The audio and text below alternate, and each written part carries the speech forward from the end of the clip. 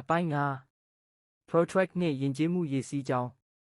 1994-95 ဝန်းကျင်မှာကာစီအိုဟာအိမ်ထဲကနေအပြင်လောက outdoor ကိုထွက်လာပါတယ် Protrack အမေရိကန်မှာ Pathfinder Series ကိုမိတ်ဆက်လိုက်တဲ့ Triple Sensor နည်းပညာနဲ့ပေါ့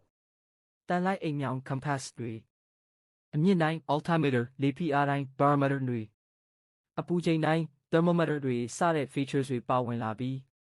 တောင်တက်သမားတွေအတွက်မရှိမဖြစ်ပစ္စည်းတစ်ခုဖြစ်လာပါတယ်။တစ်ချိန်တည်းမှာပဲအမျိုးသမီးတွေအတွက် Baby G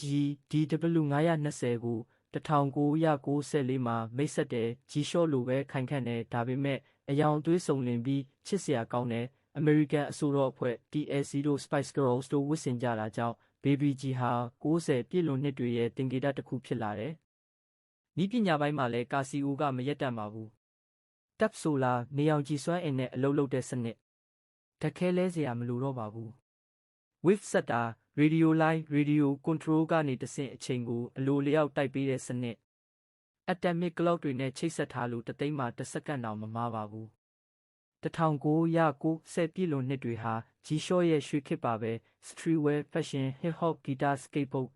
ယဉ်ကျေးမှုတွေနဲ့ပေါင်းစပ်ပြီးကာစီအိုဟာနည်းပညာကုမ္ပဏီအဖြစ်ကနေ